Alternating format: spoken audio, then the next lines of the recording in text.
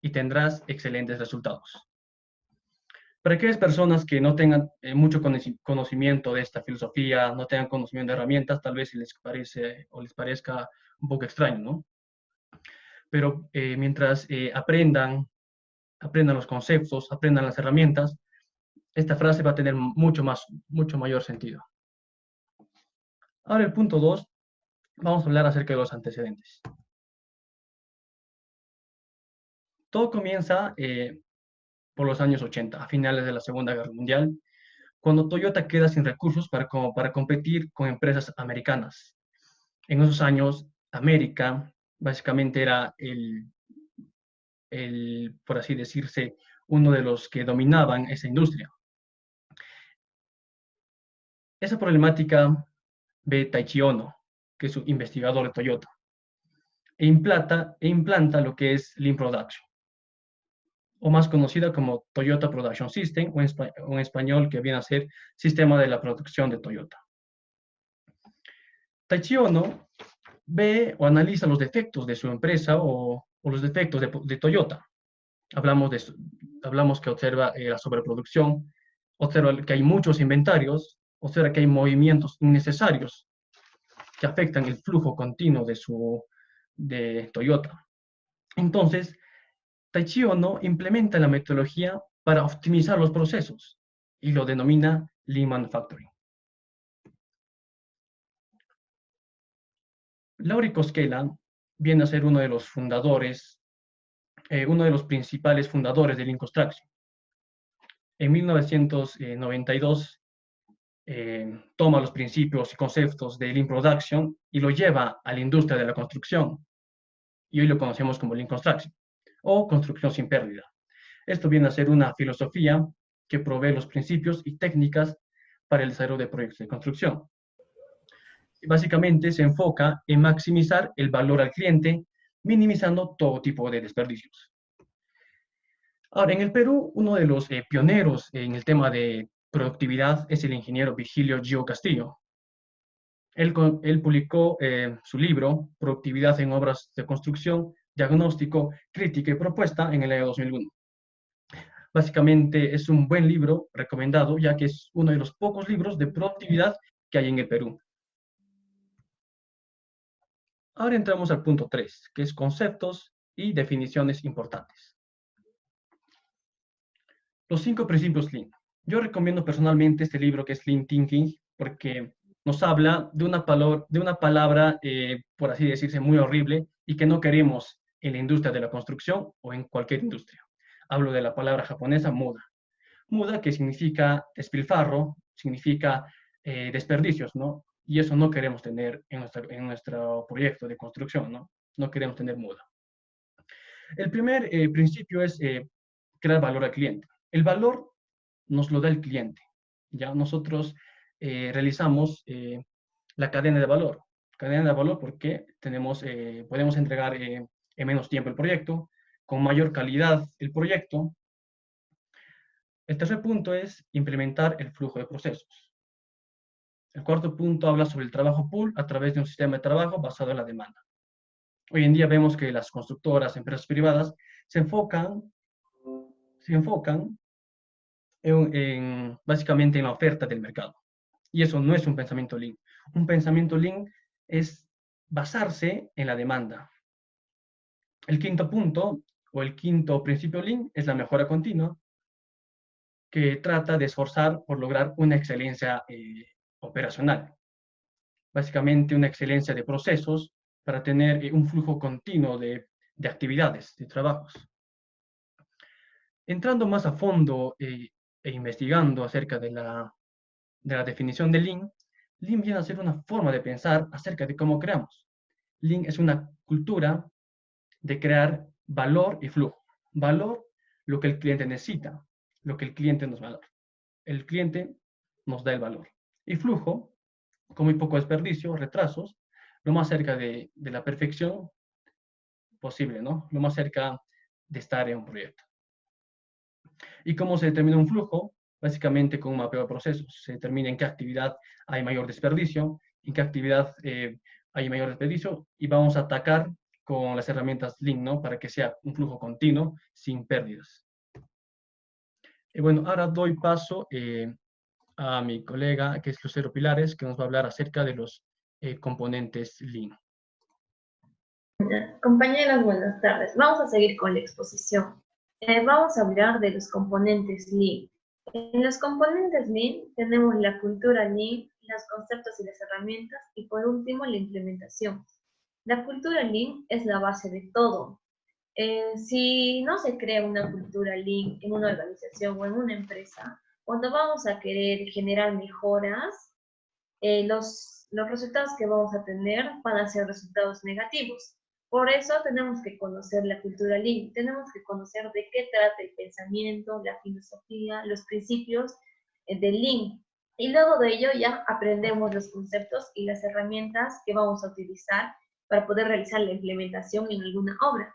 También tenemos que tener en cuenta que Lean no puedes trabajarlo con gente que no esté dispuesta a colaborar, con gente que no esté dispuesta a generar cambios. Siguiente.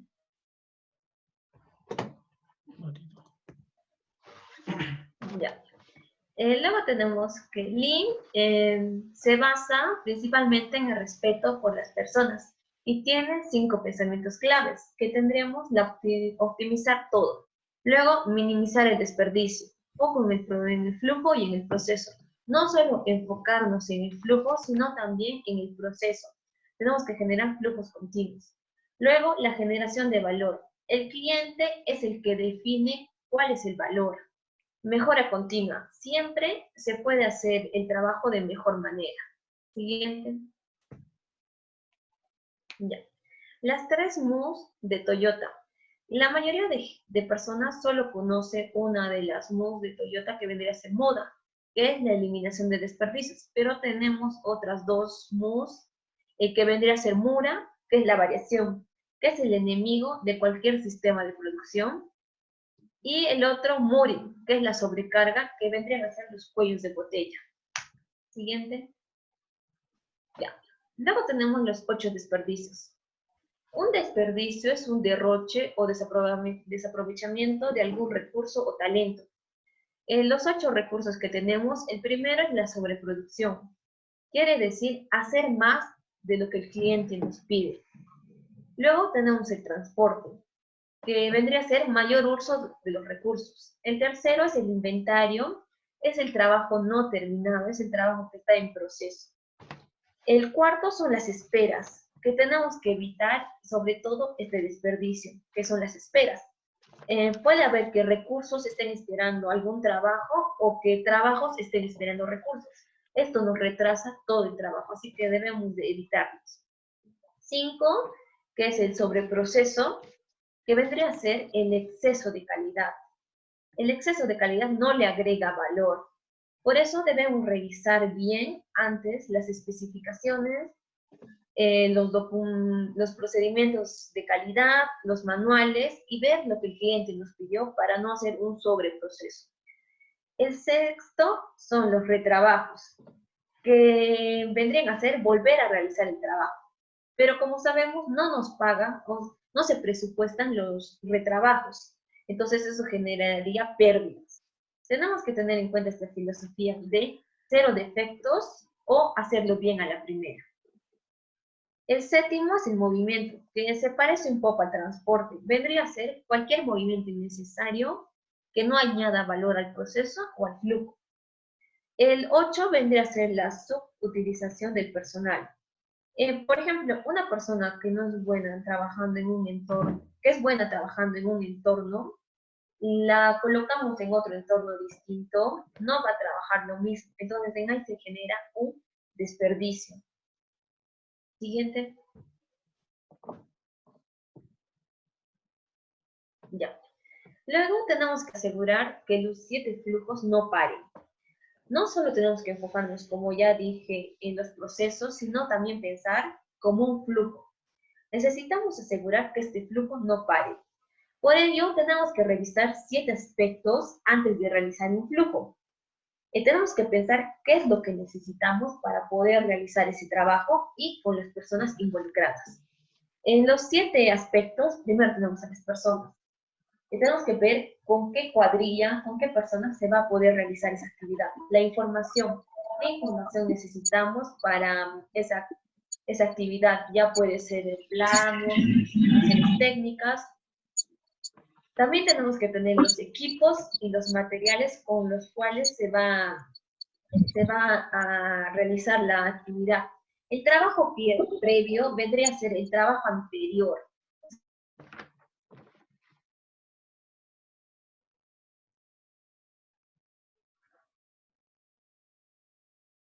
O sea, ya.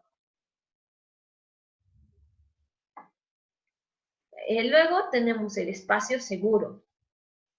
El espacio seguro vendría a ser las condiciones del entorno para que las personas realicen sus actividades de forma segura.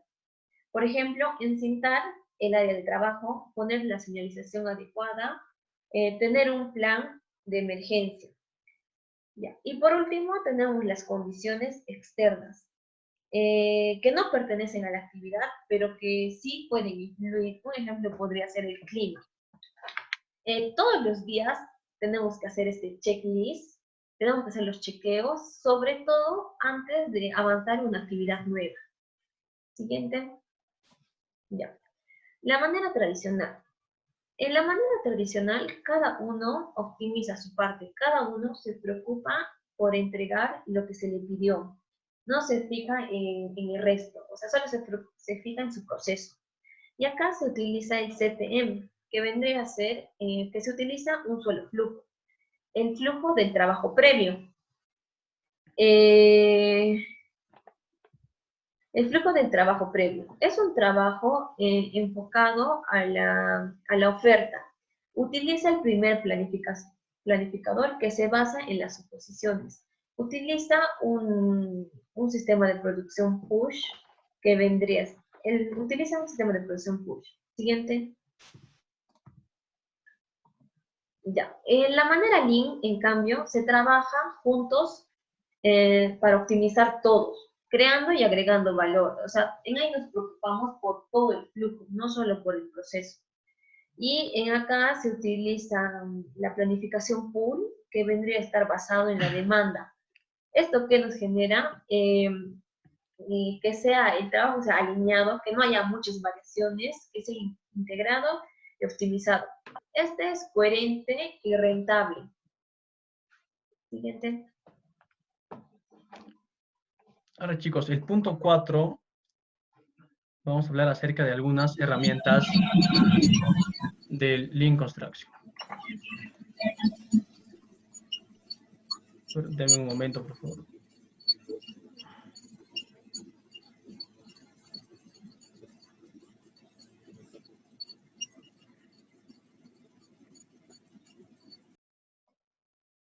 Ya, volvemos.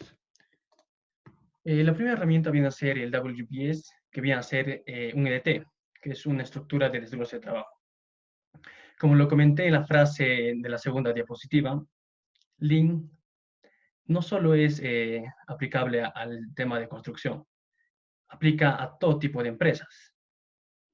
Es por eso que una estructura de desglose de trabajo viene a ser una disposición jerárquica del trabajo a ser ejecutado. Esto para que el equipo pueda lograr objetivos del proyecto y crear entregables requeridos. Básicamente, como observamos en esta imagen, el primer recuadro, esta estructura de desglose de trabajo, viene a ser la base del presupuesto, cronograma y una estructura de control para nuestro proyecto. Y viene a ser la base para realizar todos los siguientes proyectos o herramientas. La segunda herramienta es la Pulsation. A ver, chicos, por favor, los que se están conectando, el audio hay que desactivarlo. Ya, la segunda herramienta viene a ser la Pulsation. Básicamente, en las construcciones tradicionales se tiene un proceso constructivo de inicio a fin. Pulsation es todo lo contrario. Se inicia de fin a inicio. Por ejemplo, en una construcción se inicia desde excavación de zapatas, excavación de cimientos, excavación de vigas de cimentación, luego se hace la colocación de acero, vaciado de concreto, encofrado de columna, vaciado de concreto hacia la columna, luego se hace encofrado a la losa, armado de acero de la losa, vaciado de concreto, luego sigue las instalaciones sanitarias, eléctricas, y por último, la arquitectura y la entrega a obra. Es la construcción tradicional. Pero Pulsation hace todo lo contrario, comienza de fin a inicio, es decir, desde la entrega de...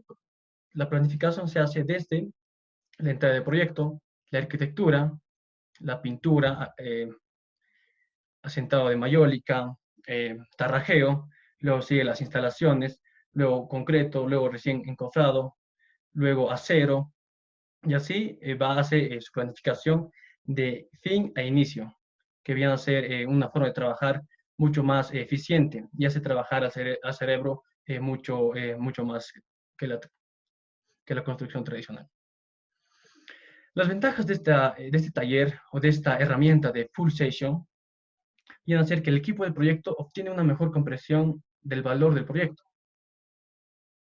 Aparte que el equipo tiene oportunidad de conocer y familiarizarse con los otros miembros del equipo. Entonces, el equipo va a ser más unido y va a trabajar de una manera más colaborativa. El punto más importante de esa Pulsation vienen a ser los gráficos Gantt, ya que son creados a partir de la agenda del equipo. Son creíbles, ya que el cronograma, colocando los hitos, los entregables, lo realizan los mismos participantes del equipo, ¿no? Y el equipo reconoce como propio el programa que se emplea, ¿no? Para crear el LUCA-G. Acá está los PPC, los porcentajes de plan cumplidos, ¿no? Y el resto de la fase de los proyectos. La siguiente herramienta viene a ser una de las más importantes, que es las Planner System. Es la más aplicada en obras y tiene mejores resultados, ¿no? Aproximadamente el Las Planner tiene unos 20 años a 30 años. Las Planner se define como un sistema de planificación y control de la producción para proyectos de construcción. Originalmente fue desarrollado por Glenn Ballard y Greg Howell, pero a mediados del año 90, eh, con su tesis doctoral, Glenn Ballard convierte, ¿no? O lo teoriza esta herramienta de las Planner. Y básicamente consta de 4 aspectos. Debería, se puede, se hará y se hizo. Debería consta de un plan maestro o de un master plan. Acá se establece hitos y se realiza lo que es la Pulsation. Luego sigue una planificación de fases. Acá se especifican los entregables y las fechas de cada equipo. Luego entramos a la etapa de se puede, en una planificación intermedia. Acá se preparan los trabajos y acá un punto importante, se identifican las restricciones. Como lo mencionó mi colega Lucero, los flujos también vienen a ser restricciones. Y son 7, ¿verdad? Tenemos restricción de personas, de información, de equipos, materiales, trabajo previo, espacio seguro y condiciones externas. Y luego se hace una gestión de liberación de restricciones para poder avanzar con nuestro master plan. Luego la tercera etapa se hará, que viene a ser una planificación semanal o también conocida como LUCA-G, ¿no? Acá se establecen compromisos de avance para el periodo. Acá se ven lo que son los PPCs, el porcentaje de plan cumplido. Y como último, se hizo, es el aprendizaje. Se miden los PPCs, los porcentajes de plan cumplidos, los compromisos del periodo, se muestra el avance y se gestiona. Y también se realiza o lo que es las lecciones aprendidas. Ya. Y luego tenemos la física de producción. Tenemos que lograr un sistema de producción efectivo, asegurando que los flujos no paren y lograr flujos eficientes. Ya, en este ejemplo podemos ver que lo que se tiene que entregar son 8 entregables rojos, 6 entregables azules y 16 entregables verdes. De la manera tradicional se haría primero terminar los entregables rojos, después empezar por los entregables azul y por último recién hacer los entregables verdes. Pero esto vendría a ser un trabajo con lotes grandes de trabajo. Y esto genera tiempos variables. También nos va a generar inventarios y problemas de calidad. En cambio, deberíamos de trabajar con un sistema de producción Lean, usando lotes de trabajos pequeños. Por ejemplo, acá al mismo tiempo podemos hacer el azul, 2 rojos y 2 verdes. Entonces, ¿qué nos asegura esto? Nos asegura que todos tengan un mismo ritmo. La clave de acá es encontrar un lote de trabajo pequeño para que nuestro flujo sea eficiente, para que los tiempos sean iguales, para que no haya una sobreproducción. En obra, tenemos que ver que el esfuerzo de toda una cuadrilla sea la misma para todos, así para que todos trabajen en mismas cantidades. Todo tenemos que llevarlo a una misma unidad de medida y a una misma cantidad de esfuerzo. En acá vamos a hacer un taller, ya después cuando pase todo esto, vamos a hacer un taller del armado de un avión y por 5 estaciones. Y en ahí tenemos que ver la manera de que cada estación trabaje con las mismas cantidades, así para que se eviten los inventarios y la mala calidad. Siguiente. Ya, luego tenemos el mapa de cadena de valor.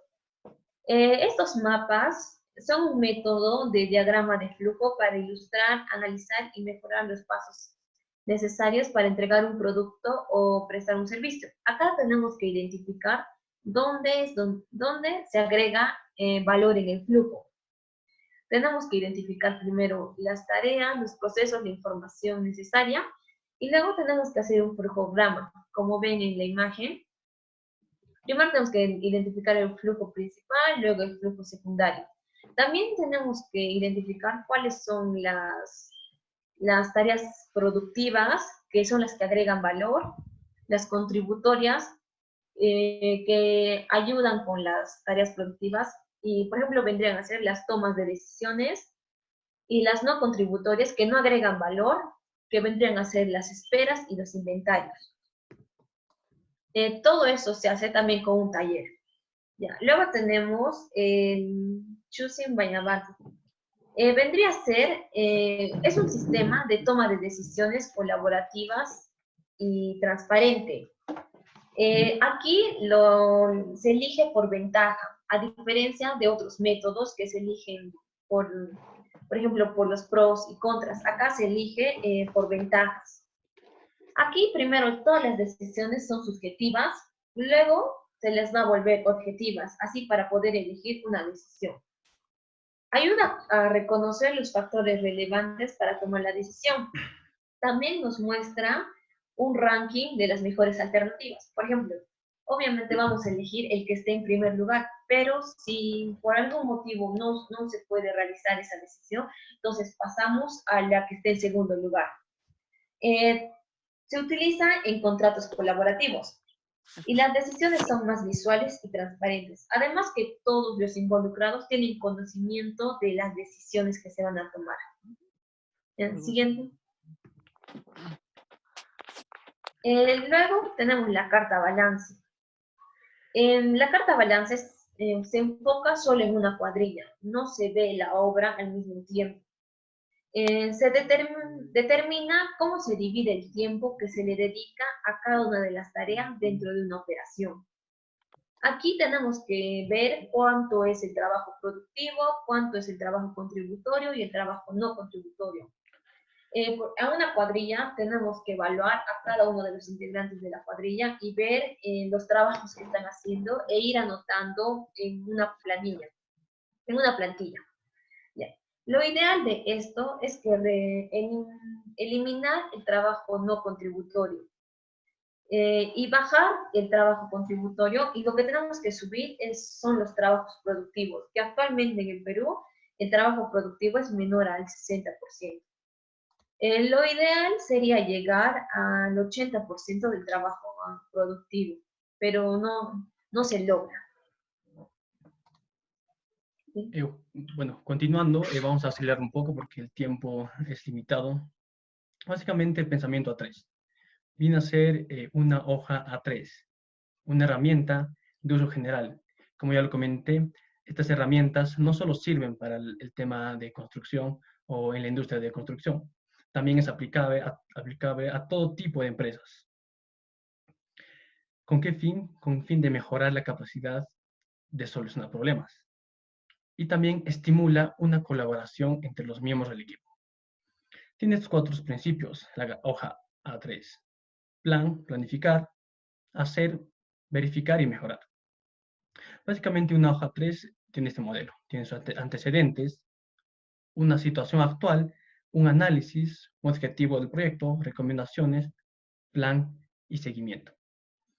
Hoy en día, en todos los proyectos sería adecuado que lleven su hoja 3 para que hagan su control y seguimiento, para que vean su avance, para que vean cómo ha mejorado a la semana anterior su proyecto.